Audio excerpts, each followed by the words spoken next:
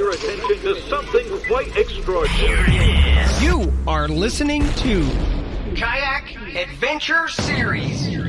Kayak Adventure Series. This is where you choose your own adventure. You want to be offshore? You want to be shallow? You want to go up the You want creek? to have a kayak that is sophisticated? Or a kayak that is simple? You get to choose your own adventure. Oh, looky there. That's a micro bag. I hope you brought the family. This is going to be wild. Hey, this adventure is going to be amazing.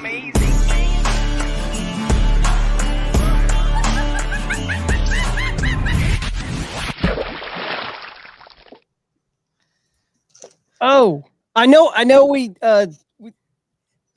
Every time I hear the monkeys, I just think about Florida next year. I don't want to skip ahead. I'm just like, I think about how we were supposed to go there and we didn't. Yeah. Well, we were in Florida for ICAST, but I also, Billy, that's crazy you said that because I think about the same thing. I don't think about monkeys in a jungle somewhere else. I think about Drew's them. been thinking about this. That's exactly what I've been thinking about. We'll get into that. We'll get into that for the 10 people, whatever it is watching right now. We'll explain that for sure.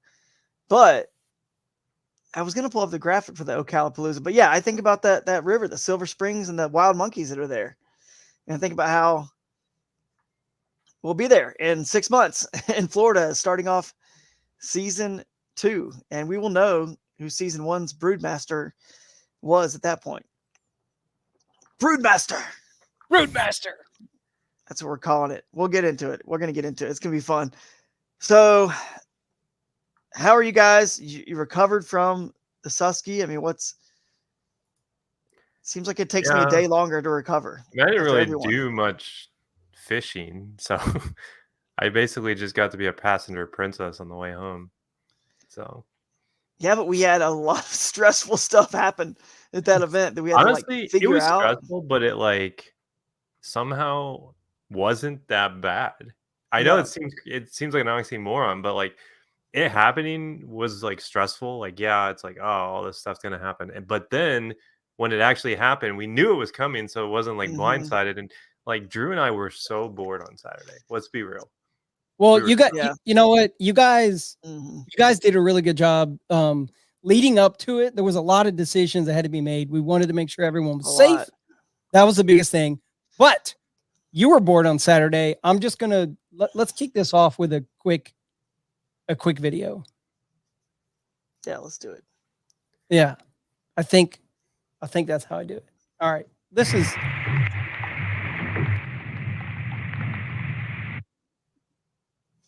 Not bored. I was not bored.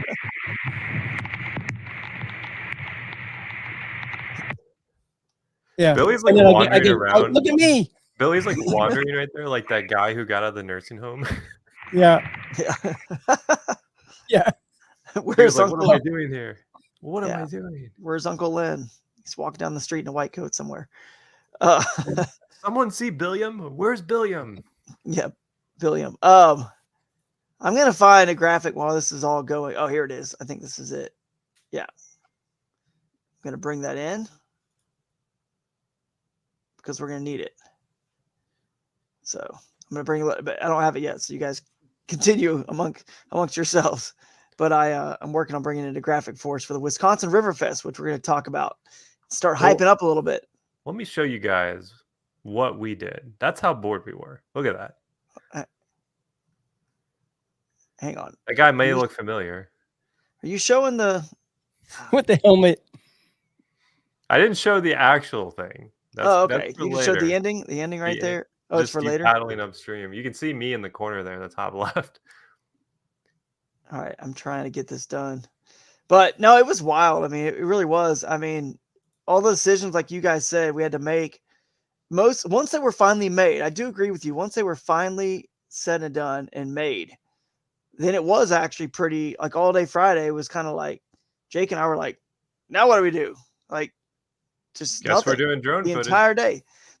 Drone footage whenever it was not raining, which was not very often. But I did get some cool stuff.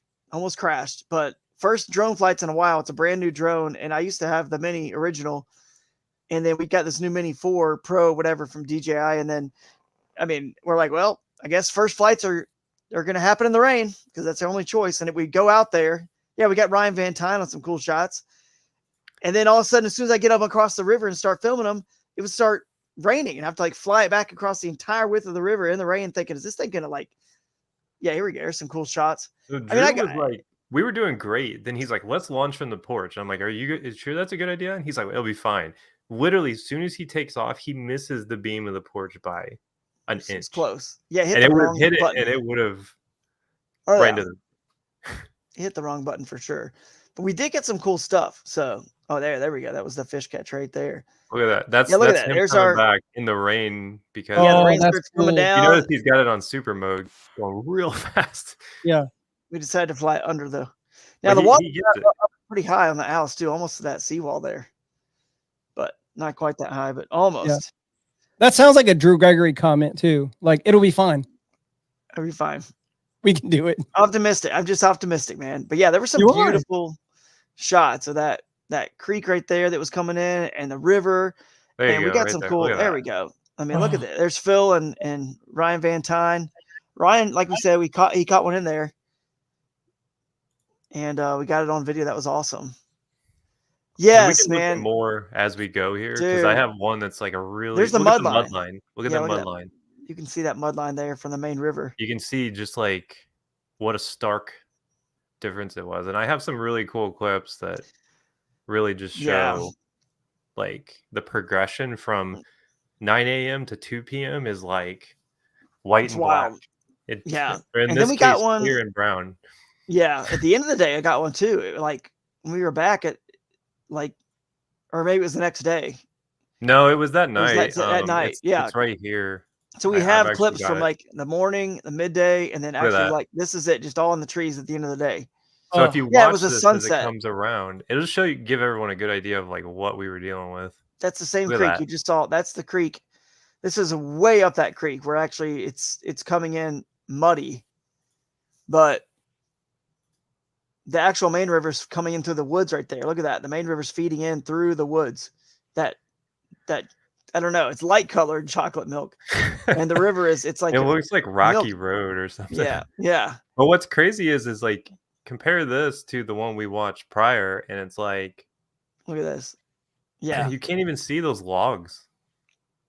Oh yeah, that's it coming through the woods right there. Just flooded up in the field. Yeah, that was like that little feeder channel. It wasn't really like a creek. It was kind of just like a.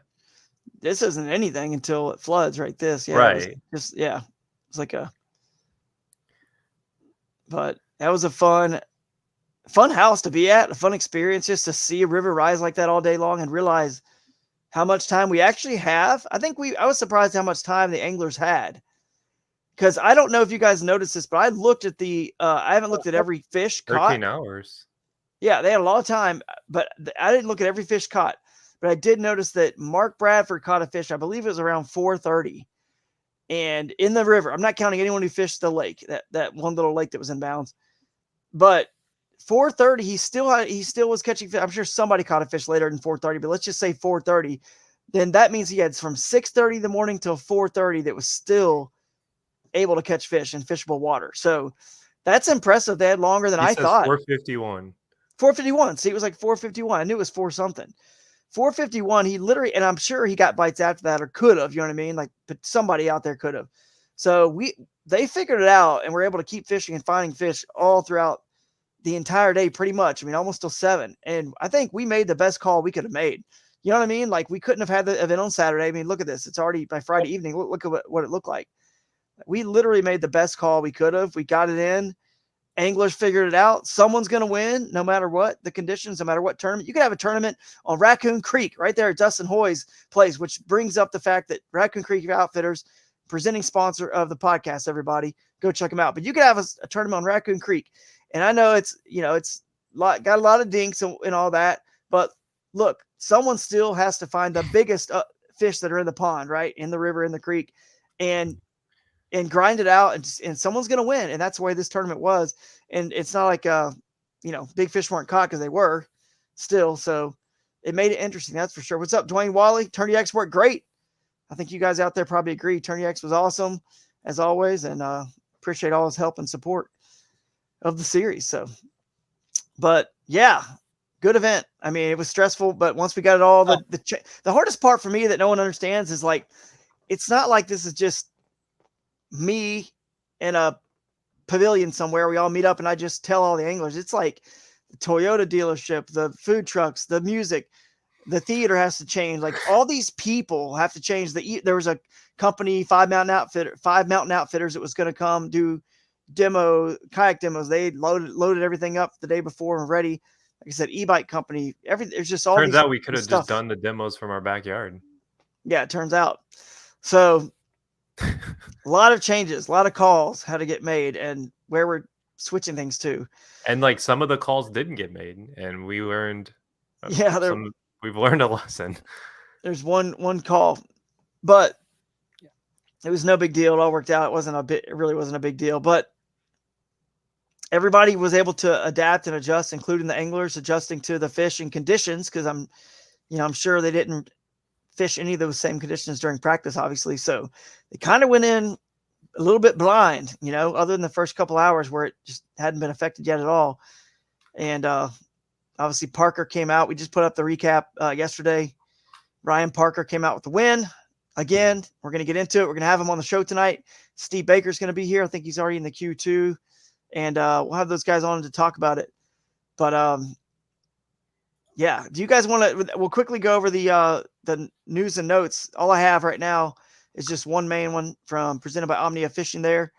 Which guys, I've been working with Omnia. I can't really talk about it yet. I don't know what I'm allowed to say. And they're actually listening. This is incredible. Believe it or not, a fishing company that actually listens to the anglers and implements the feedback. And I've been telling them, why doesn't the app do this? Or why doesn't the app do that? Or show this or that? And they're like, oh, okay. I didn't know that, yeah, if that's important, then we can make it happen. And they're doing some stuff and making some changes. That app's about to get really, really good in the next like 4 to 6 months, I would say, maybe even 2 months for some of the features. It's about to get really good. I'm impressed. So this is our Omnia Fishing news and notes. I don't know where that graphic went, but it's somewhere. But Broodstock. We announced Broodstock 2, an Allegheny adventure on the stage at the Keystone Theater during the Fiesta on the Susky Awards. I think people were excited because we were in Pennsylvania already, and we were able to announce a future Pennsylvania stop, and not just any stop, Broodstock 2. And as you can see in my little map that I've got made here, it's kind of accurate. We got I know for a fact we're gonna have Lake Arthur in bounds. I do have the video. Yeah, we should play the video. Pymatuming, Wilhelm, and there's a couple other small lakes we're probably going to include too. I mean, small. They're not dinky, but they're not as big as those three I just mentioned. Let's play that video because there's something funny to talk about with this video, and we're going to bring Steve and Ryan in to help us. Hi, my name is Nathan Rigner, and I'm the Director of Outdoor Recreation for the Commonwealth of Pennsylvania. I want to welcome you here to our fine state and thank you for having spent a couple of days on the mighty Susquehanna fishing and boating here. We hope you had a great time in the Broodmaster competition.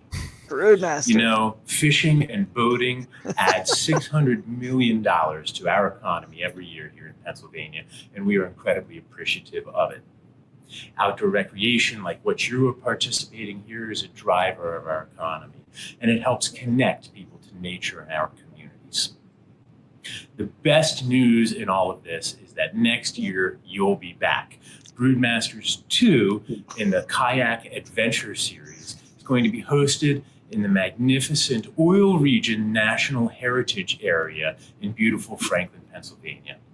You'll be on the amazing Allegheny River and its surrounding lakes.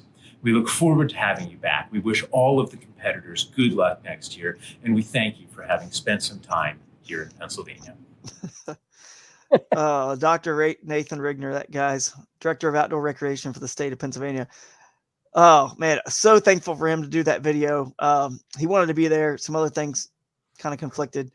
But Broodmaster, he made the slip. I sent him the script, and he nailed it. I mean, nailed it. Other than the fact that he said Broodmaster, but that actually turned out to be the coolest part of the whole thing because now we have a title. The question I want you guys to help us figure out, as we're going to bring in our current Broodmasters of sorts, technically not Broodmasters. We'll figure out. We need to figure out. Hey guys, what is Steve and Ryan? You guys won the team division, and Ryan, you won the individual division, the Torpedo individual division.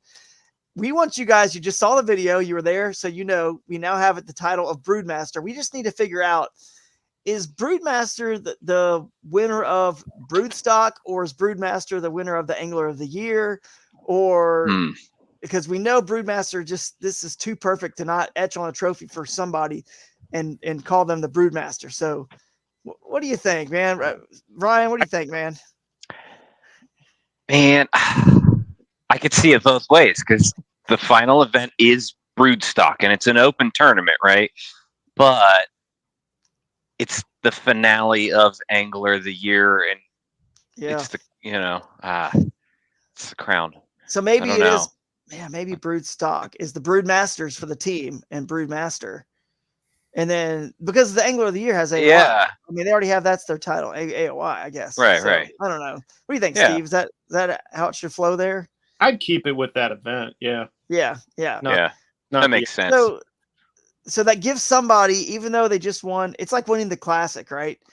You know, you're introduced as the Bassmaster Classic champ, and it was just one tournament, but you won the biggest one. So you get the title. So I guess that's the way it is. Broodmaster is going to be the title holder, the title name, I guess, of the winner for Broodstock for the future. Broodmaster 1, 2. It's the reigning Broodmaster. You're our reigning Broodmaster, so you take it over from whoever wins it this year. You have to have a fight to the death, though. Yeah. Speaking of fight to the death. So bear with me here, and I got a bad voice, so I don't know if I'm going to try to do this or not, but why not? We're live. Here we go. So let's just go. So look, the Broodmaster, we need like this character that goes on a t-shirt. I've already talked to Josh with a Shigan about this, making a joint t-shirt where we put the Broodmaster on there, and Jake and I were coming up with, and Jake was saying like it needs to be like this He-Man character that's like holding up a fish, like the sword, and he's holding up a fish or something. So we got AI involved a little bit like this. So that's I think, is that the one I like? I can't remember which one I like better. I'm like picturing Chuck Norris from what is that? Yeah, and he's coming up out of the water, but instead of the machine gun, he's got a giant. Absolutely. So AI actually made like a really realistic version. Hold on, let me pull it up. I didn't throw that up. Throw that up again if you can. Let's see I'll throw up that first one. It's very like Masters of the Universe. Well, that's what I was going for. Yeah, I like it. I kind of like this one. I was thinking like He-Man mixed with like Chuck Norris. Look at his fishing rods. It's got a sword handle. I mean, it's great. I love this one. Came up with. Oh yeah, I like it. He's got a blue beard. That was sweet. Yeah, so this character, this Broodmaster, that someone is going to actually be this person, but it needs to have a song and a cartoon that goes with it. And I'm thinking it needs to be like Broodmaster, and then it says like, it says something like he slays the fish, he slays the babes, he fights through wind, he fights through waves, and this has all, and there's lines in there like his brain is 10 times more powerful than life scope, he boat flips Chuck Norris if he gets in his way, like stuff like that. And then just this whole like animated cartoon, and we play it at the end, and then the Broodmaster holds a trophy up at in Kentucky there at Bowling Green. And they are the new, and you can buy the shirt. You can buy the Broodmaster shirt at Broodstock that maybe a Shigan will help us design a cool one. And yeah, we need a script. We need a song. You should add on to it, like turn him into a bobblehead too. Make sure it can be a bobblehead. Broodmaster does not wear a PFD. Yeah. He is the PFD. Broodmaster he's unsinkable. He's unsinkable. Like already. Naturally. He's naturally buoyant. He you can come up with so many lines about things that he does that yeah. Hey Drew, there might be someone out there that's not all the way dialed in. I was gonna share can you see it? Here we go. Of the universe. I am Adam, Prince of Eternia and defender of the secrets of Castle Grayskull. This is Ranger, my fearless friend. That'll have to be a smallmouth. Powers were revealed to me the day I. Oh man, this is hilarious. That was perfect. We need something just like that. That's what we need. Aaron saying, what? No PFD. I mean, look, technically he's going to have a PFD. It's either going to be, he's got like, he's naturally has so much buoyancy or so much hair on his body or something. We just, his arms. Yeah. His arms. We'll figure out all the funny stuff that this broodmaster does. Like, you know, like, he never, a fish never flops off his board. He's never had that happen. It'll never happen. It's impossible. It's not in his DNA. He's never lost a fish. When he sets a hook, he uses 500-pound braid and he just horses them in and they just get in the boat. And it's the way it is. His casts are so accurate. I mean, he literally could, it's like those trick shot guys on Instagram and YouTube. Every one of his casts is literally like in the bottle cap, you know what I mean? Like in the bottle or something, like perfect. He's just a master at everything in the sport. He is the brood master. That's the if whole he ever idea. catches a small one, it's only and exactly 5 inches. Yes, he's a micro bag champ. He pillages and plunders through the villages and the rivers, the creeks, the swamps, the lakes. He takes what he wants and he just leaves nothing behind. He owns it. He it's all his. He's the broodmaster. So we'll hear some comments about that, I'm sure. So let's see. Yeah, man, gosh, need to do one on the Connecticut River in Vermont, New Hampshire. Incredible fishing. Robert, I'm with you, dude. I'm with you. I mean, I am. I just, I'll tell you. Go everywhere, right? Well, you can't, but let me explain. If people want these events that are super far in one region or the other, if you want it in the hill country, you want it up in, Maine, you want it in whatever, Vermont, somewhere, like we got to like prove that people are willing to and will continue to go. Otherwise it's like that far out of there, or the people in that region have to basically become everybody in that tournament, if that makes sense, right? Like what we need to make sure we start getting 100 plus at those events that are far away, because I want to go to those places. I want to go to St. Lawrence River, places that would be fun, and all the surrounding tributaries and stuff that people have no clue how amazing it is, but we don't hear about those on the Bassmaster or Major League Fishing because they're kind of confined to the main lake and the river. So we want to go to these cool other places, like the Upper Mississippi is a test. That's a long way. It's north of Minneapolis. Upper Mississippi is a test. And the reason why it's a test is because it's, no doubt about it, the most world-class smallmouth fishing there is. It's better than Susquehanna, for sure. And if people won't go there, then we can't go to any Connecticut River, right? If they're not going to go to that fishery, it's far away. They're not going. So we got to just continue to see some interest and some numbers at those places, because I want to go to Maine or Vermont and New Hampshire up there in the Connecticut River, places like that. I really do. So, and the tricky part is I have to like work on 2026's schedule now. So, and I don't know the numbers for next year's Minnesota, so it's complicated, but we're navigating our way through it. But just show up in 2025 and the rest of these events too. But let's get into it. We got the winners here, so let's not have me yap about all this stuff. Let's talk to them about how they got it done. Yes, the main event. GoPro, presented by GoPro here. The main event, guys. So Ryan and Steve and Jake, you chime in with questions you have. We got to like get these guys to spill some juice. Let's break this down. We talked to them a little bit on stage, but I don't know, man. I don't know what I would have done given that forecast and that rain. What were you guys most concerned about? Was it where the rain was going to fall, or where the lowest, clearest water levels were currently, knowing that it would take a little bit longer for them to, because when we got there during the week, their levels were a little up, not bad, but it was staying in some places. But there was some water in that boundary that was crystal clear and lots of it. But what was the concern? The rain that was about to fall and where it was going to hit based on the forecast, or the clarity that was currently in the river? Go ahead, Ryan.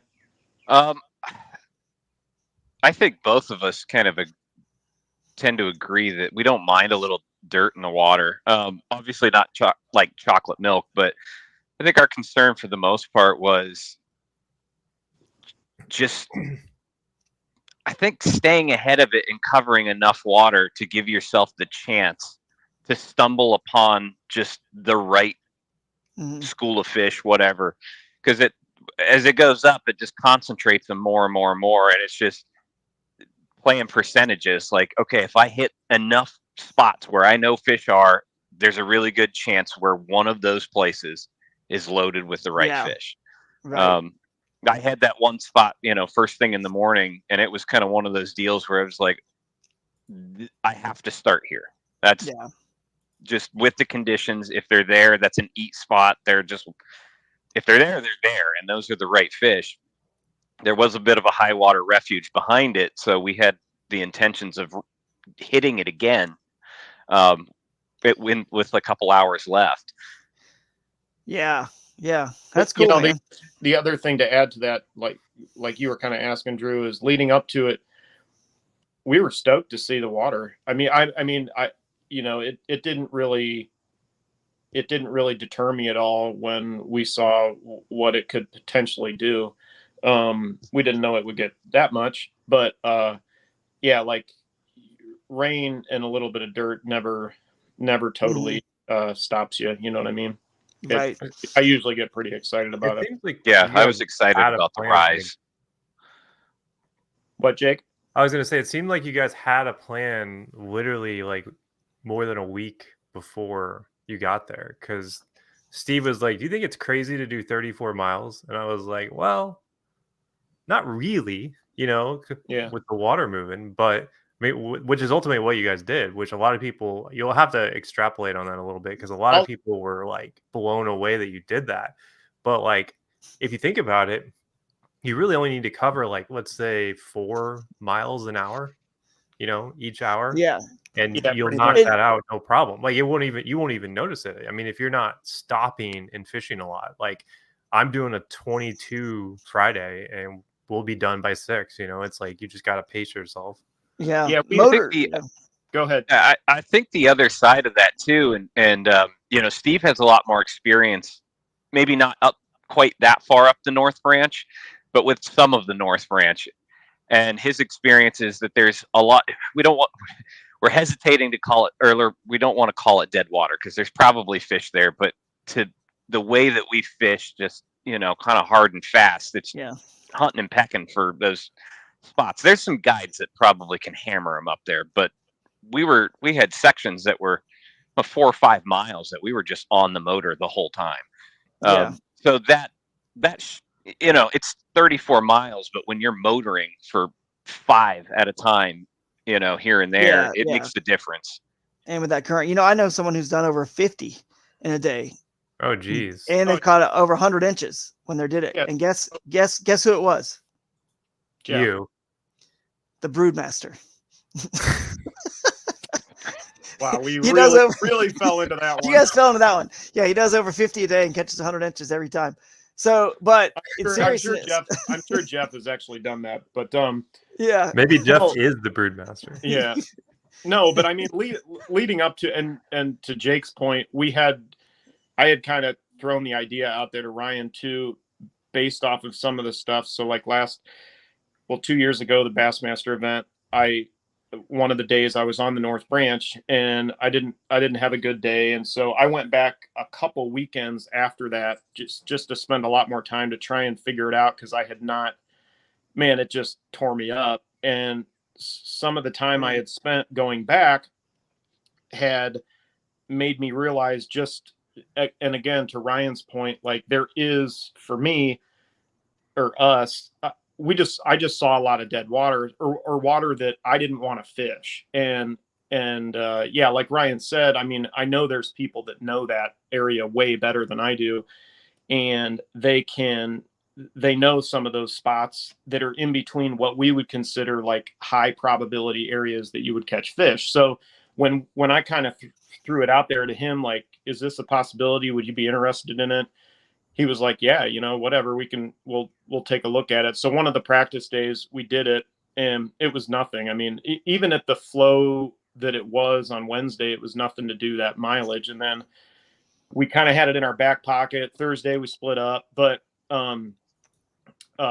but yeah, to add to that, strategy, it was really and that's really, other than Ryan's like real juice spot, that's what we were fishing on. That's what we were targeting the entire time. And there's, you're literally just trying to put as many miles underneath you as you possibly can in between those spots to make up.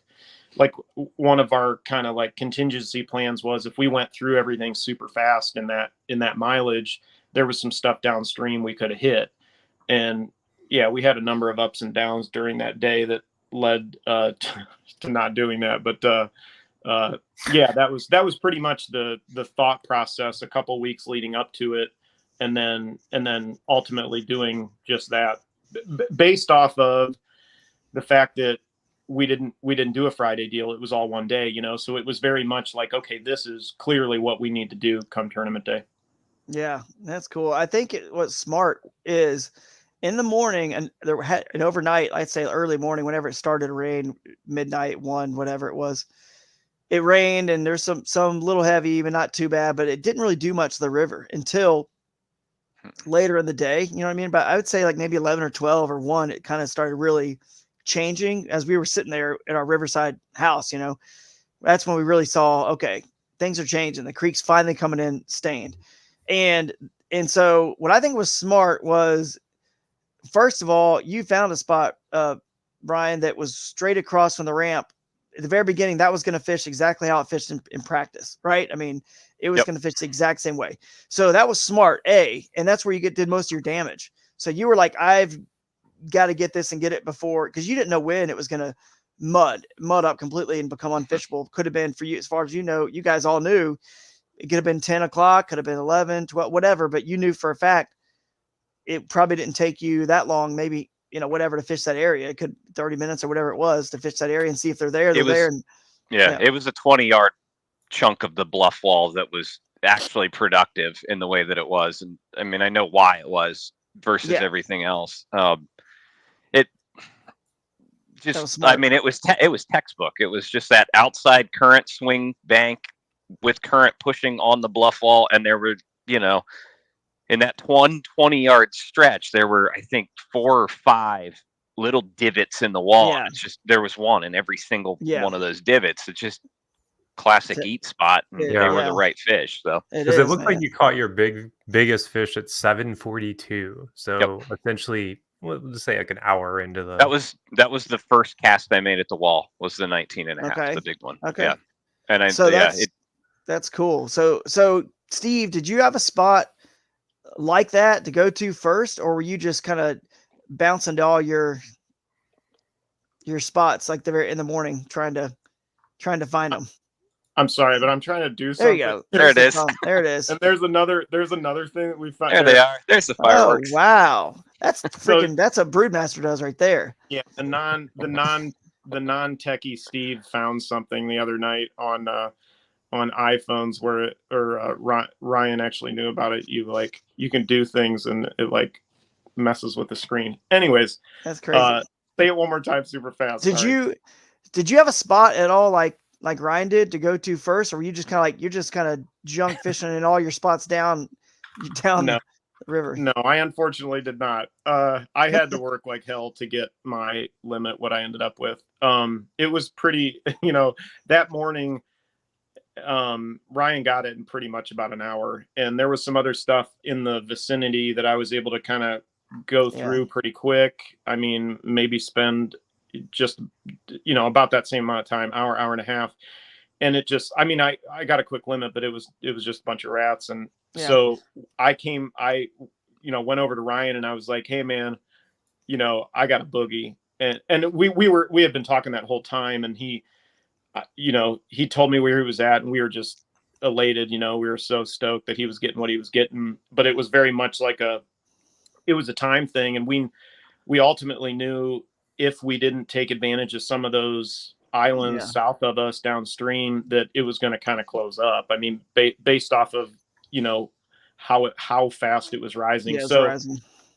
Ryan spent a little more time up there as I went down. And he met me pretty soon after that. And we just started working through every single set of islands. I mean, there was probably I mean, I don't even know, maybe 20 or something that we had to go through. And like I was saying earlier, there's just big space in between them. I mean, and you know, you could probably catch a couple in between that, but in my mind, we were going for clean water on the backside of grass, Right. and that was really the only thing that was producing bigger fish.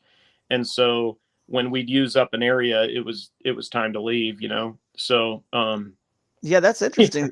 You said that, because as we watched the water rise, there were some grass islands in front of us, and we flew the drone. The backwater cuts, you know, the sloughs, any creeks before they actually got muddy, right? And the backside of grassy islands, any little back cuts to those actually stayed clear a little bit longer. You know what I mean? Especially the backwater sloughs. So, and we had that was smart.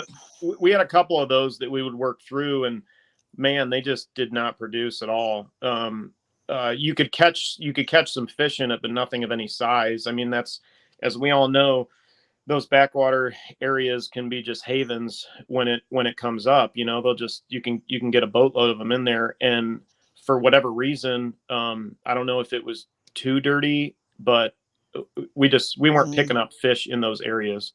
So yeah. So like the backside right of that here, grass, yeah, on the right there. This was like real clear there on, you know, the downstream side. We caught some fish there. Yep. Yeah, actually did. I went out and just kind of messed around in front of the cabin one day just to catch some fish while I was there, and that's where I caught them, was on that mud line between that clear water. I was trying to find the really good overhead shot. Yeah, It really shows exactly what. Look for it if you want. I'll make a point. So I think what's cool about your strategy is a normal 8-hour day you can certainly do, especially when you get 30 minutes before lines in with a motor, thanks to the invention. It's not some new invention, but you know what I'm saying? Kayak motors becoming a thing now and being allowed. The inclusion. Yeah. So between that, downstream current moving you to, on average, most rivers are about 2 miles an hour water flow. Now you're going downstream with that fast motor, like an 1103, like you guys had. You can go 3 miles probably before lines end if you needed to. Then combine that with the fact that you got an extra long day. It's like 12 hours, right? 12 and a half. So 12 and a half plus you got nowhere to be afterwards. You don't have to check in. So if you need to do 5 miles afterwards just to get out, who cares? You can do it. So the fact that you guys bit this all off, in my mind, this was a good strategy, because obviously I'm like, no duh, it's a good strategy. You guys, I'm talking to you guys. So obviously it was, and it worked. But I'm saying, like, what I love about it is not many people still, that just sounds ridiculous. 34 miles. It sounds crazy. But you guys were targeting very specific, intentional, high percentage spots that we already know. We've talked about it, clear up a little bit, take a little bit longer to muddy up. And what I love about this strategy is that you guys were just, there we go. You know what to look for. So as you're going down the river, if it floods, all you got to do is look for that, something like that you can that there's still enough clarity to fish, because that's the only hope you got at that point, right? So the more distance you have to just zip around and look for that stuff, the better, Yeah. To your point too, like when you've talked in the past just about different tournament strategy things, you're a lot of times when you're limited to certain things, when you're limited to, let's say you don't have a motor, let's say you don't have pedals, let's say you're able to access wherever you want,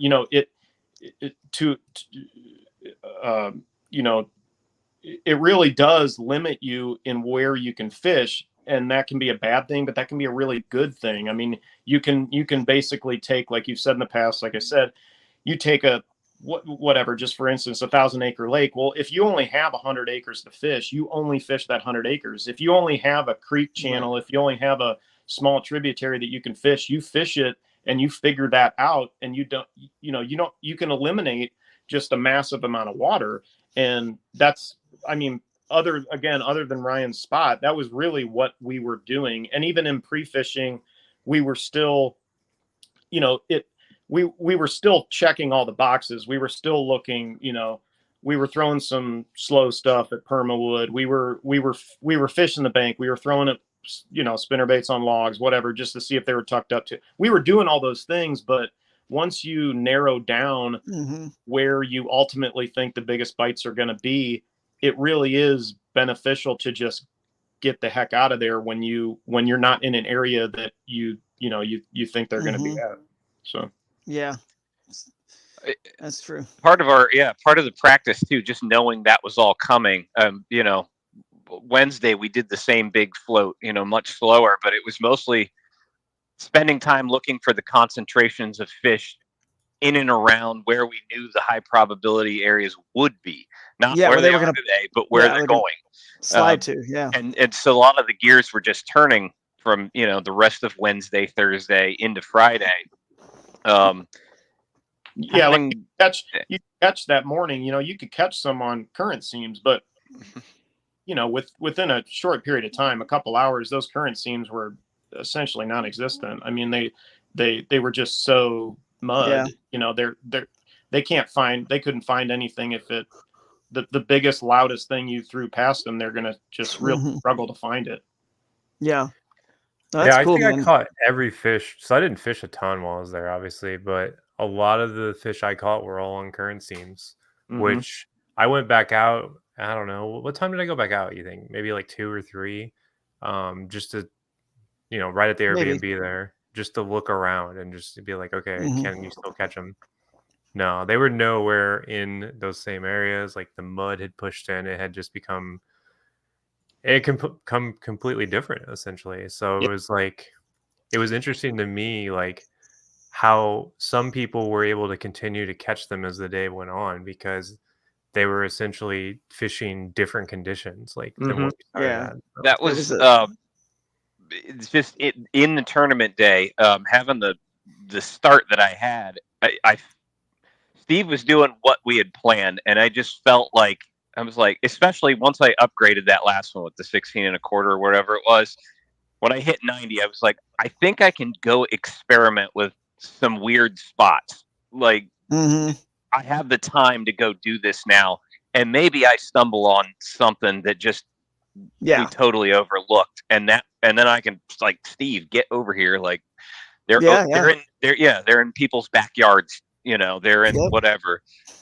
Which I had a couple big boils right on the bank that seemed to be reactive to the jackhammer I was throwing. That some people did catch them in the grass when it flooded. Because I was talking to a few people that caught some fish towards the end of the day. That's where a lot of our better fish were coming from, even on the backside. Like, we were throwing 30, 50 feet up into the grass and ripping it through there.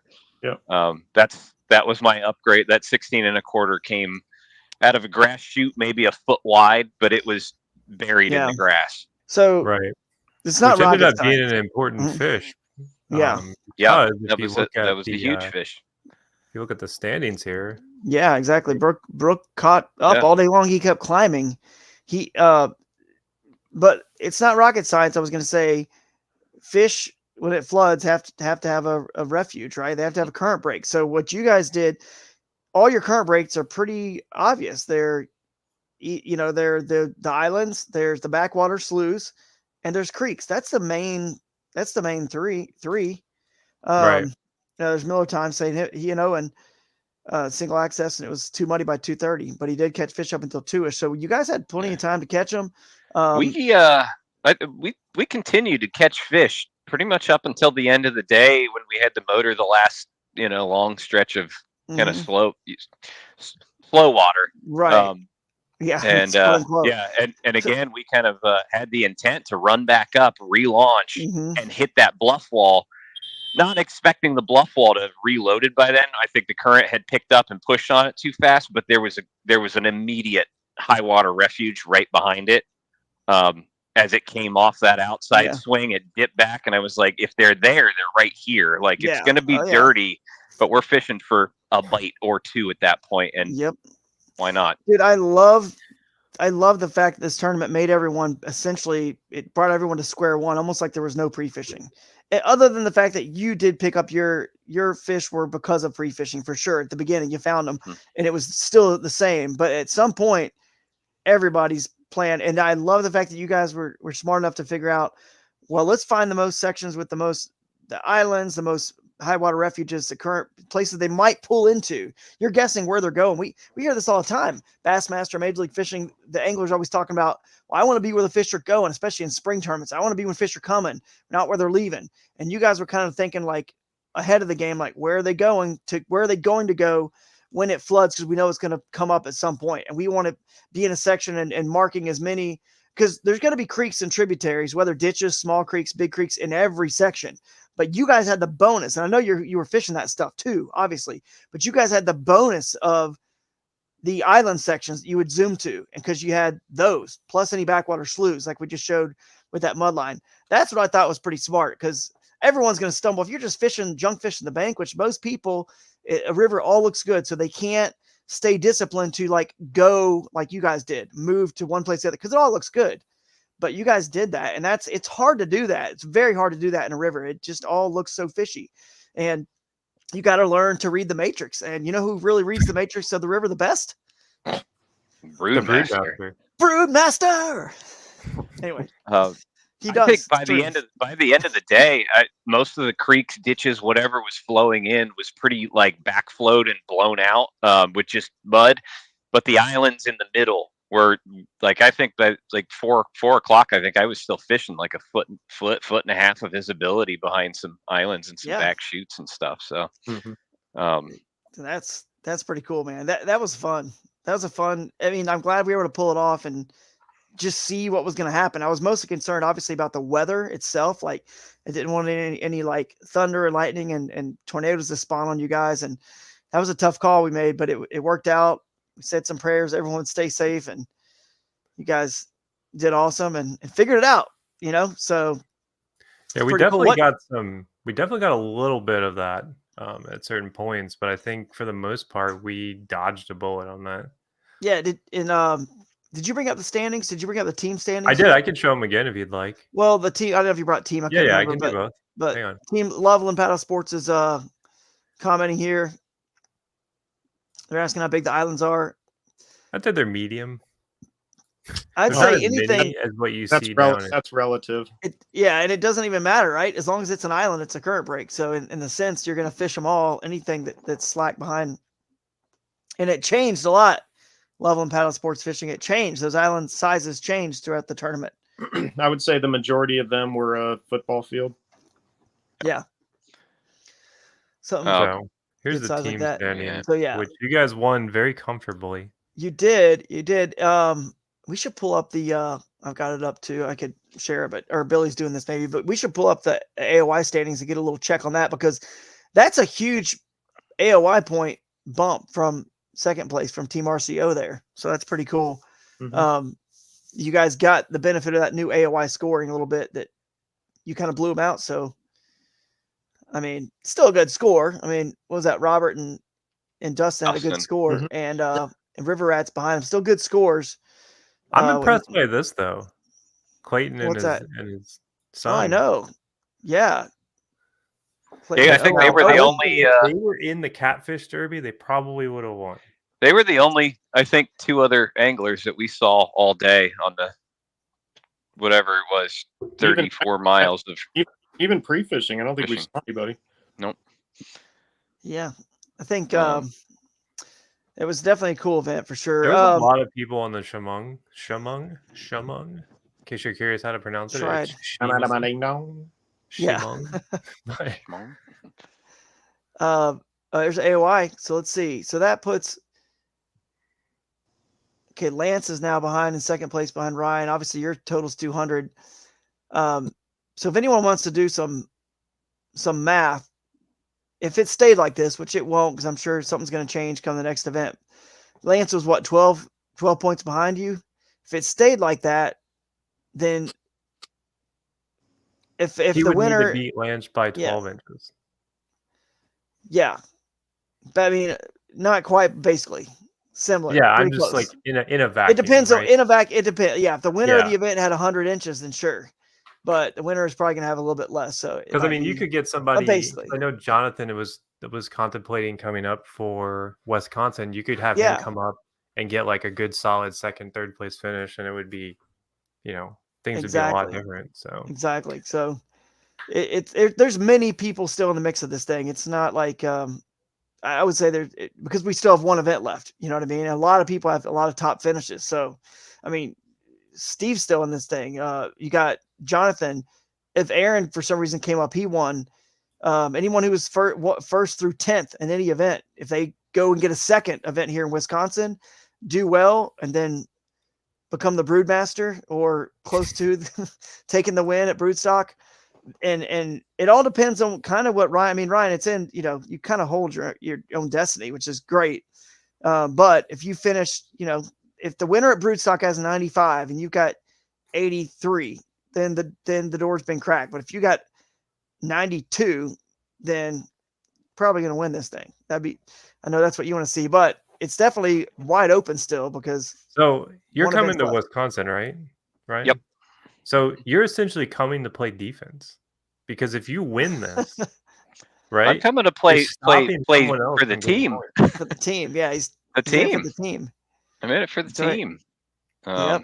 Dude, Wisconsin's going to be awesome, man. I cannot say. I've been looking forward to this Wisconsin because it's a phenomenal smallmouth fishery. That's what I'm in Wisconsin for. There's some big ones in every single one of those water bodies. Period. Oh yeah, it's giants. Yeah. I think Christine still said she's coming. She's excited about it. A lot of big names: Josh Trinko, Jeff Little. I think he's going to fish it with Josh Trinko. Fish together. You guys got to watch out for them. You do. Before I forget, I want to throw up Mark's comment. Mark finished 10th, so great showing by Mark. Yeah, Mark. And dude, 6 of the top 10 from Ohio. You guys came over there and kind of pillaged and plundered yourselves. So congrats to all the Ohio crew. I can be happy to take Mark's question there. Yeah, take his question because we haven't talked about what you guys were throwing yet, and I want to make sure that gets on the podcast. I started with. It was actually an Evo. I said jackhammer earlier. At practice, it was a jackhammer that I left on the floor of my truck. I had another half-ounce Evo. Color didn't matter. Like in practice, I was throwing white everything, and I was like, I got a half-ounce black and blue. That's fine. I put a white trailer on, 7-inch jerk shad trailer, like just as big as I could get. Just let's move as much water as I can, and that's what I caught pretty much everything on. Late in the day, I started mixing in. I took a big double willow collar or spinnerbait. I took the top willow off and put like a number 5 Colorado blade because it would hit the bottom blade, like just making a whole bunch of noise and racket. I actually had I never did get to see exactly what it was. Whatever it was a decent fish that pulled off. Like chunk of its lip was still on the hook, and I was just whatever. I threw everything on straight braid. That was, you get dirty water, and I don't know. It's important for me to feel everything, especially like I know the Susquehanna uproots a lot of grass, so like being able to feel when your blades stop moving to either pop it free or fish whatever. They're not going to see anything. It doesn't matter. Yeah. So, but to feel everything, I felt like was more important than anything else. But yeah, it was pretty much those two.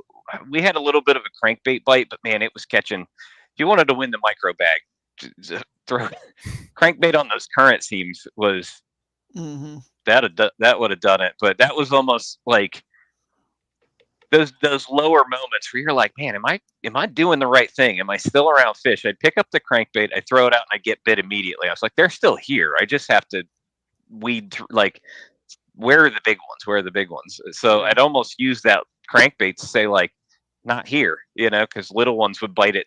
I mean, immediately. And I was like, okay, where are they at? Like, I know not to fish back here. It's just a bunch of little fish. And, right. And mine, Glenda fishes. Mine never changed. I had a jackhammer with a 7-inch jerk shad on it the entire time. I didn't. To Mark's actual question, I never changed colors. In the morning it was dirty. In the afternoon dirty. You needed thump, and you needed a big profile for them to actually find it. I did throw a 3/4 ounce Colorado bladed spinnerbait. Some, but it wasn't. Just to try and keep it in the strike zone a little bit longer than the jackhammer, but it wasn't producing anything like the other was. Nothing. I don't think I got a topwater bite the entire week there. well, maybe one, but it just wasn't. You know, It was a muskie. Yeah, yeah. Oh, It just, yeah, muskie bit it off, and then I actually did get a smallmouth on a buzzbait, but I think I could have thrown anything in there. It didn't even turn the blades before it hit, but yeah, it was. I heard it coming through the air. Just moving water. You guys are displacing water, big, loud. Yeah, I mean that's all you got to do in the mud. Let me show you what Broodmaster would have used. I'll show you right now here. Jeez. This is the trailer that Broodmaster would have used. They What is that, a foot like a long? 10-inch mag swims. Yeah, there we go. This is what the Broodmaster. I didn't have my big 7-inch like Hercules boot tails with me. They were sitting in the garage. Yeah, I don't even know. I mean, I'm not. It's 10 inches. I'm not really a swim bait guy at all, and I don't know if they would have found like a bigger mag draft and stuff like that. I still think they need more. 2 inches goes. Two inches more, does go a long way at the end of this one. There we go.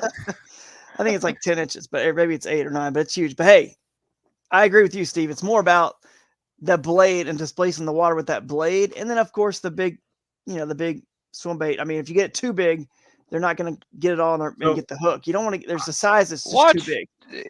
I've adopted. I think like Brian Latimer has a video that's like how to fish a spinnerbait. Go watch that. Like he's talking about fishing like the red down south mud that just flows into stuff, and he's like, I want like a half ounce, 3/4 to an ounce. I put 2 or 3 skirts on it. I cut. Yep. And I think he cuts down like a 5 or 6 inch boot tail just because the boot's bigger, and threads that on there. But his point is just, I want it to be as bulky and ridiculous as possible. It doesn't matter what it looks like. The fish never sees it; they only feel it and react to it. So, I've adopted that a long time ago, and it's true. It doesn't matter, like color wise. I got a video out there somewhere. I put two skirts too. I like that. I feel like with mag drafts, since you brought that up, like mag drafts are best when there's just a little bit of stain in the water. But once you get past a certain point, I just don't prefer to throw them. Like, they're like to me, they're a big finesse swim bait. That's there are some that thump hard, but not many of them. Yeah. None of their tails thump as hard as a chatterbait. I mean, blade, right? No, so much of the big swim bait world is just a big meal that they, oftentimes is trying to look as natural as possible because you're trying to fool a fish into eating something, that big. So, all right. So, let's switch gears a little bit. Let's bring up as I just play with this plastic here. Let's switch gears. Yeah, swinging this around, and the question I want to ask now is about what Ryan said earlier about, if he found something, was on something, he could go and tell Steve in person, which is, legal. You can talk on the water to each other. As long as you're not calling on a cell phone, you can't give tips like that. But it's an interesting dynamic we're seeing in this kayak adventure series, because if you tell Steve that they're over here and all of a sudden he wrecks them and jumps you, gets above 90, you've kind of hosed yourself in some ways, but your team has risen up and you've helped yourself in other ways. So you were thinking the whole time about, hey, the worst he can do is jump me one spot, right? It's not like you're telling 10 people this information. One. Yep. So you guys were going on, it's better to just focus on that and let the chips fall where they may. And I think that's interesting because it's just a good reason. I think what I'm trying to encourage people to do is enter that team division, because it can give you advantage a little bit in the individual division. I think there's strategy in it, even from a practice standpoint. Because Steve and I, like we were talking about stuff weeks ahead. Yeah, we can elaborate. Yeah, but even Wednesday and Thursday, at the end of the day, like Wednesday we fished together, but we did different stuff. We were trying different baits, and it just you can only cycle through so many things. Steve can only cycle through so many things, but together we're cycling through twice as much stuff. Yes. And at the end of the day, we can compile all that information and say, oh, you were catching them here on this too. All right. So that's okay. Check. Yeah. That's a pattern. This is a pattern. That's not. And then, given those conditions, because rain gear was like laughable after about the first couple hours of that rain. Yeah, like one of my like, buddies why was did I like, even put "I'm this never on?" fishing again without proper rain gear."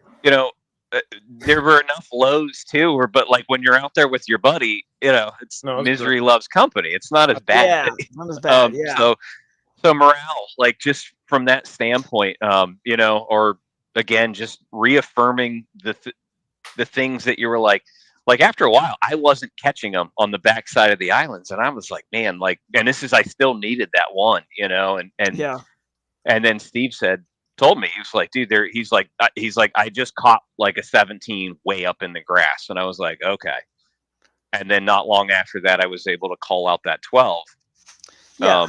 I would have eventually got there throwing in the grass, but it would have been after I passed where that 16 and a quarter was. So there's two trains of thought on this, or there's multiple trains of thought on it, but like ours is, I mean, we want to beat each other just like anybody, but at the same time, there isn't a single thing, and I think I could say this comfortably, there isn't a single thing that Ryan and I aren't telling each other. We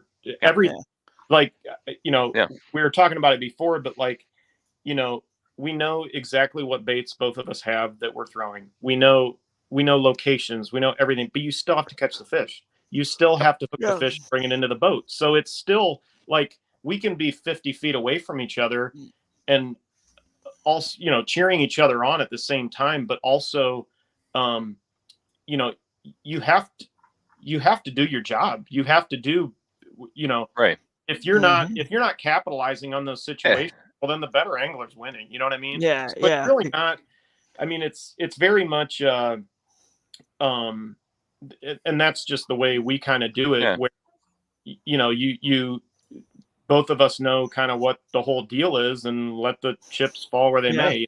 I would be as a member of a team, like I'd be more bummed if Steve wasn't putting in his best effort, than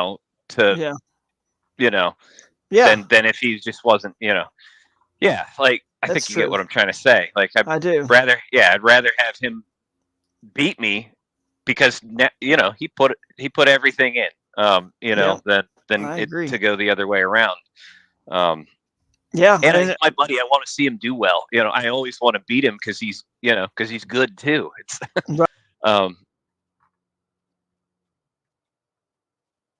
I guess it's just you and me now, Jake. Yeah, it looks like we're losing everybody. Cool. I was trying to see on the back end. Well, Steve's back. Sorry about that. I don't know what it was. No worries. We lost Drew too, so but, I'm not sure what happened there. I think you guys definitely ran the gauntlet because seeing that footage, and I know it's really, you brought up the camaraderie thing and just like the motivation thing. When I fish by myself, I want to quit a lot sooner than when I'm with someone else. And what I mean by that, I'll tell you what, in that almost 13-hour day, it was nice to like have those little morale boosts, like laugh about the rain as we're motoring from one set of islands to the or whatever. Just those little pick-me-ups, The fish, right? It's like they're still biting, It reaffirms what you're doing. And it, you got we have that video somewhere. Maybe Billy's got it or Jake somewhere queued up the one of Steve. But anyway, I'll say this though, it's cool though in an individual sport like golf, you see how up they get for the Ryder Cup, that the like lone team event they have. You know what I mean? Like every 2 years, or it's just something about that camaraderie is pretty cool because if you win as an individual. Yeah, you go, you hug your wife and kids or whatever. It's cool, but like there's something about being able to like high five, each other, and you're in it together the whole time discussing it, just having someone to be right beside you. So it's really cool part of this series. I think people are starting to really get a hold of how fun it is, and riding together, strategizing together, having someone to bounce off ideas. It all is kind of helping us as individuals and the team, but become better anglers. Like you said, that morning, that first morning when it actually panned out for Ryan, I was flipping out. I mean, I was ecstatic. Yeah. That's Steve, by the way, in case people are curious. Just ripping down. You can't tell the hood. It's real tough to tell with the hood up. So I had a buddy who was fishing this, who I ended up riding back with. he texts me and he's like, I'm coming back to the Airbnb, and this is at like noon. He's like, I'm getting better rain gear. He's like, I'm never fishing another tournament without better rain gear. I don't know. Yeah. I don't know if there's. There's I mean, not I'm sure unless you were wearing a PVC like That's what I was gonna say. crab fisherman suit. Like you're not. There's not rain gear good enough to No. handle. I don't know, man. I got a pair of Sims. Full. It like goes up around your neck and like cinches down. That stuff is so good. Really. Yeah, you got stuff like that. I was wearing the NRS stuff, the really good one. And I was completely soaked underneath. Yeah, it would have to cinch up at your wrist. They do. In your neck, yeah. Real tight. They do, but it was, I mean, the other thing is too, like when you're, unless it's like a, you're kind of sitting, scoping stuff or whatever, like chill, but you're exerting a lot of energy. So your body heat is trapped in there, and you might as well be getting rained on anyways. You got so much sweat on you. Yeah. And when you guys get done with your float, the story, I think you told it on stage, right? That your truck was what? It was 2 foot of water up to your truck, and it's pretty much getting into your cab. I think a solid 2 foot. When I opened the driver door, there was probably 1.5 inches just inside the door. It's like halfway up the weather tech on the floor. And that was like the front driver's side was the lowest side. The real damage happened. Fortunately, it started right up, drop it in 4 low, but there was a hole in front of me. I only had 15, 20 yards to go. I think even if that, to just get up onto dry ground. It sucked. But it dropped 8-10 inches right in front of me. And I mean, it was water came completely over the hood, just all the way up to the windshield, flushed in through the doors. By the time the front end hit the bottom, it was already coming back up. So I was like, well, there's no stopping at that point. You just have to keep going. Fortunately, I do water damage repair for part of work. So I have industrial air movers in my garage. So I just took everything out of the truck. I think if anybody follows me on Instagram, you saw the yard sale that my driveway was, and just two industrial size air movers in my truck for over 24 hours. I pulled the carpet up and shoved them under, and it was. Well, you weren't alone. It was a mess. Sure. No, he was not. No, you were not alone. Mine was just the worst, I think. This is Billy has a picture of his too, I believe, but this is the part where I look back in hindsight as one of the obviously the ones running the tournament, thinking, why didn't I think to mention that the day before? There were two moments. No, leading everything. That morning. That morning, I said to Steve, I'm going to park here, literally right next, as close as I could and as high as I could, next to the pullout. Because it was people's yards, and then there's just this one little private, or not private, but public DNR lane that ran back. Or I guess it's Pennsylvania Fish and Boat Commission. Right. But, so I was I thought about it, and I was it's only supposed to come up, by the time we get back here, it's only supposed to come up 4 feet. I think I'm a solid 6 up. Yep. It's hard to gauge that sometimes, but probably a quarter-ish plus miles away. I kind of So here's the lead up to it. So our plan was I needed desperately to upgrade a fish to get to the point where I even felt remotely comfortable. And so Ryan and I both game planned. We're like, okay, cool. We're going to go back to the original spot. We're going to take out and we're going to head back up north.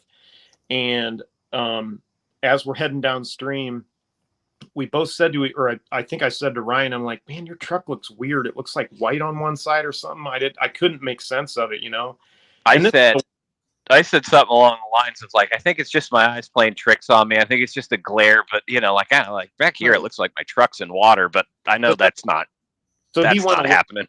He was a ways in front of me, and I selfishly was looking down at my second battery, going, I only got 25% battery left, and I got to save some of this, for later on in the day. So he was beating feet, and the next thing we see, well, he was a ways ahead of me. There was a truck that was stopped, and we're on the bridge, right. Yeah. My head, I'm oh, this guy's looking at two crazy idiots, on a river that's flood stage, and we were directly below that bridge where Ryan's truck was at. And no, he was not looking at us. He could care less about us. He was looking at the truck that was completely underwater. And and it was when I came around one of these, pylons from the bridge that I actually saw the truck, and I'm like, I don't see the tires at all. And so Ryan was just gone. He was like, and got to it. He almost had to swim from where he put the boat to get to the truck. And then that same section, when he backed out, thank God the thing started, like you said, he had to go through that hole. And I did. He completely went over the hood.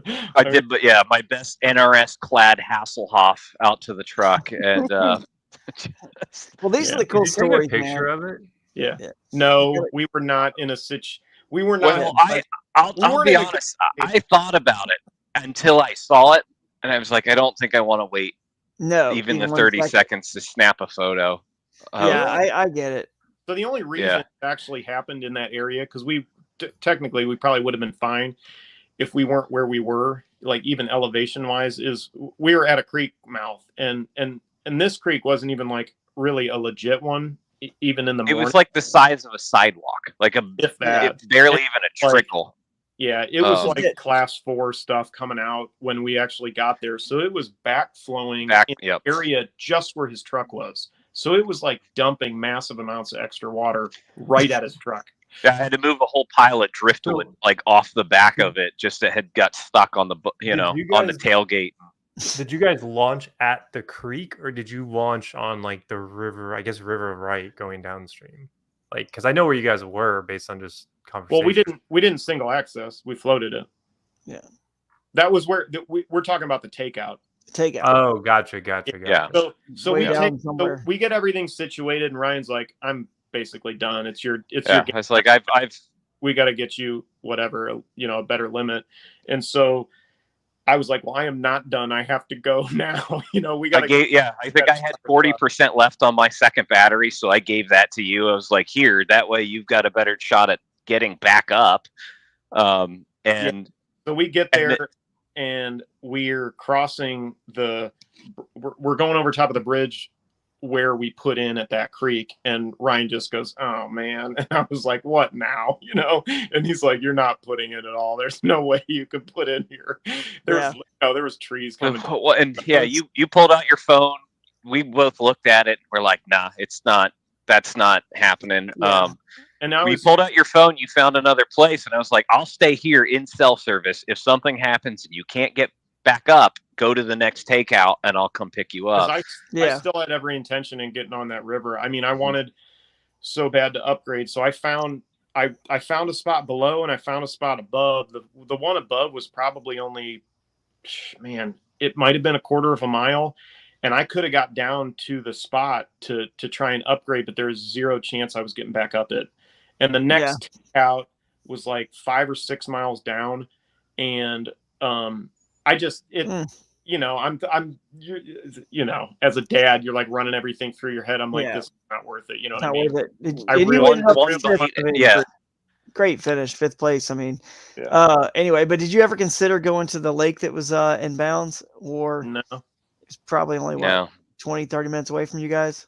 No. So I'm just curious. Some people went there and still once it got crowded, I think some people that started there and they were there all day long. It's a small lake. So, but then there were people who went there in the middle of the day when it got bad in their area, like let's say 2 o'clock or something. I know the stats there on the lake. Yeah. We had over 14 different anglers fish the lake at any given point. 14. Wow. On that exact lake? Yeah, and that doesn't count people who didn't. It was the only lake in balance because the other lakes got closed off due to the flooding. So at one point there was 10 people who had submitted fish from there, and then that last wave came in, and we had a couple people, I guess, who had finished their day there. I still felt like I could upgrade. If I could get to the spot, even though it was, we weren't sure if. I mean, we knew it would probably load again, but we weren't sure if the conditions would allow it to be fished, But I was still like hell bent on trying to make something out of it. We didn't, like even when we stopped, we didn't feel like we were unsafe at all. Yeah. By any means. Well, man, Yeah. what an event. It's one we're never going to forget. I've told some folks this, that we've hit the unlucky lottery like twice in a row with weather. So we are due for good conditions for about 10 years, I would say, in every one of our tournaments for about 10 years. So congrats on a great finish. Someone had to win. You guys figured it out. And Ryan in particular on the individual side did for sure. And that's exciting to see how this is all going to play out with AOI. I want to wrap up with a couple things. There you go, Steve. He's got the fireworks going again. Wrap up with reminding people about what happened to Nate Hall when he got back. His house caught on fire probably next day or two. We got some pictures there of, that's not even the worst. The worst is I think the kitchen shot, but there we go in the bedroom. So his house caught on fire. It's just everything looks like it's donezo. And there has been a GoFundMe set up, and Ryan Van Tyne and crew. There's the I'll post it here on I just posted it to all the comments. That's the GoFundMe. If you guys want to help support Nate was, what was he, like 7th place, 6th place, something like that? Cashed a check. Cashed a check. He was the winner of the tiebreaker. But they got third in what's it called? They got third in team. Him and Aaron Proper got that team. So Nate's a great guy, been a part of this kayak fishing community for a while and always a class act. So I'd love for you guys to continue to support him. And there's also, we'll put up a link to there should be a tournament. I'm pretty charity sure. tournament. I already entered that tournament through. I'll just look at it right now and post it. Just type in Nate Hall in Tourney X and it'll come up. Nate the Great Benefit Tournament. I'm putting it up right now. And right now we've got how many? Let's see. So you've got 17 anglers in that tournament. I think Ryan Van Tyne and the Keystone Bass Kayak Anglers group are. Here, I'll post that real quick. Are doing that tournament, and we've donated. Thanks to Aaron Proper for helping us with one of them, but the other one is on Kayak Adventure Series. So 2 entry fees to Kayak Adventure Series will be given away as prizes for that. So that's a $300 value, $150 a piece. So 2 entry fees to our events. And that, we don't give those. We've never given an entry fee away to anybody. Everyone pays the entry fees. The money has to go in and go right back out to you guys. But we'll eat the cost on this one. And of course, it's for a good cause. So we want to grow this GoFundMe and this tournament and help those guys out for sure. Let's get them. Well, I don't even know what the GoFundMe's at, but let's get them over. Their goal is 10,000. We're at 7,475. Awesome. I think we can hit 10 pretty quickly here. Let's continue to spread the word about that. The trying to think that anything else that was funny or crazy from the our trophies got shipped to Missouri. I don't know if you guys know that. Our trophies, I heard about that. Yeah, they were from a number I didn't have saved in my phone, and they were like, trophies arrived. So I just assume it's my Pennsylvania, tourism Robin, the tourism contact I've been working with, that the trophies arrived. And I'm like, and I reply, I'm like, awesome, nice. And then all of a sudden I realized, like, wait a second, didn't that say Poplar Bluff Chamber of Commerce on that? And then I looked and it did. I was like, we got a problem here. So anyway, they Duke and the guys catch, man, you guys should definitely go buy a few extra catch boards, support those guys, quality products. They kind of had to do what they had to do to get them. So $500 later, their 2-day aired all the way over to us. So that was an expensive, costly, obviously. So anyway, we were honestly worried they weren't even going to make it. Yeah, we were. Shout out to Catch for making that happen and getting it, and the Poplar Bluff Chamber of Commerce, Morgan and the crew over there for getting them over to the UPS store ASAP. So we can have, because at that point I wasn't even sure if we were going to have an event. I'm like, man, we about to spend $500 for nothing because we might have to cancel this entire event. So anyway, it was crazy. There was just a bunch of craziness that happened. It was fun though. It was wild. It was exactly, it was a kayak adventure, right? That's the name of the series. It's exactly what it was. And so thanks to you guys for all staying positive through the whole thing. And support Raccoon Creek by going to KANEO's tournament this weekend down there. Dustin, Ryan, and I. Right. One of the other things that happened was Saturday during the day, Ryan got an email from the lady for our campground, and she's like, "You're not coming here. It's completely closed." They're like pulling the RVs out and stuff like that. So Dustin was nice enough to put us up in the house. So that was really greatly appreciated. Yeah, Yeah, it was really cool. Dustin and Whoa, wait a minute. Put you up in the house. Yeah, Well, yeah, but the driveway. the drive. guys Here's all slept we need. We don't need much. Yeah. You totally should have come to our Airbnb because you slept could in the have driveway. under the house and stayed dry. There Yeah, you go. You We're could always have plenty of we're room. dry in the truck. Well, Yeah. it all worked out. We had extra rooms, and Brooke was able to come back. He was on his way home, second place, Brooke Williams, and he was on his way home. And then we found out he was on his way home, and we knew what he was second. And I was like, oh man, we can't have. So we had to It hit quickly 89 call. inches, and I'm like, get him back here. Yeah, it was an hour and a half. He got kicked out of his campground, so that's why he left. And he had an hour and a half. He was already an hour and a half down the road. I think he had a 3-hour drive. He turned around and made it back by midnight. He said, "Dude, we have a place for you, free. Just come stay. We got extra room at the lodge. We had some rooms at a lodge for our staff, and so we had an extra one there. And so yeah, it worked out good. We were able to get him back. I mean, it was all this just constantly juggling stuff, putting out fires. You know, we were doing a Luke. You know, Luke asked earlier if anyone juggled on stage. Well, I was juggling the whole weekend, dude. Like just constantly things we had to change. We all greatly appreciate it. Hold on, my stupid dog. Yeah, no problem. Glad it worked out. And Beagles. to shout out Raccoon Creek, and I wish I could make it to that. We have a family reunion this weekend. I'm so bummed because I wanted to. I mean, my schedules didn't work out for any of the kayak anglers of Northeast Ohio events this year, and I'm so bummed about that because I always had something going on. But that's my favorite one, the Raccoon Creek weekend. Like literally my favorite one. It's every year. My son's birthday is the same week, like same day as that. Hold on. I'm always like, we gotta tell a good story. Your son had his birthday, and he ate cake last night. Tell that story real quick. This was he was like, we took him to a restaurant, and the waitress came by and asked, like, does anybody want dessert? And we're just no. And my son Argy, he's turned 4, and he goes, I do. Like, didn't miss a beat. Looks at her, like, I do. And she looks at me, the waitress looks at me, and I say, that's his birthday. Yeah, if he wants cake, he can have cake. And she asked him what he wanted. He's like, I want a donut. She's like, well, we don't have donuts. But so he got this, like giant restaurant sized portion of chocolate cake. And the kid, and this is like, we're already past his bedtime at this point already. And he ate 2/3 of it.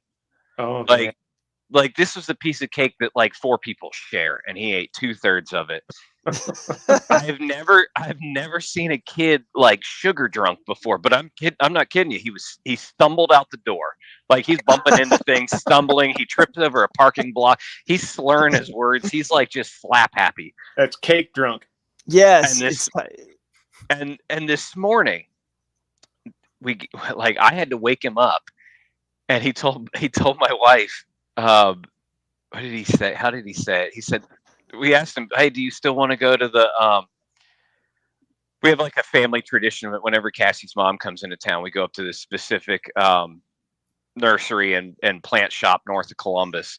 And so we're like, well, do you still want to go? And he was like, Mom, I just want a blanket, my darkest sunglasses. And we're like, what? He's hungover. And leave me alone. Like he's hungover. And I just need, I just want 5 more minutes. Was there liqueur in that? Cake? That's the other question, but no, I don't think so. Like we went back and we're like, no, it's like just chocolate cake, but I mean, whatever. But he like half slept on the way. He's just, it was like past his hilarious. bedtime, slamming cake. Yep. You know what you need? Yep. He likes to fish a little bit, right? I mean, you get him out there. So oh yeah. Yep. You know what you need to do for his cake topper? What's that? Oh yeah, man. I'll tell you what. If I'll call some people, see if I can get one 3D printed or something. Broodmaster cake topper. That's what he needs. He needs the Broodmaster cake topper. I might call a buddy of mine and we'll talk about a song. But yeah. Oh, if you know anyone who can I pull a was song off, thinking that would be the best thing ever. I've been texting this entire show. It's in the works. You guys send us lines. Send us new lines too. I love it. The song Master of Puppets, the Metallica song, I feel like that would be a really good one because that part where they're saying faster, faster, they could say master, master, and then brood master. Wally can play that on guitar. There you go. Really? Something No to that. way. Yeah, we gotta have an audio bite for this. We got it. I tour managed a band for like 3 years, so I've got a handful of buddies from those experiences that I think they'd kind of enjoy doing it.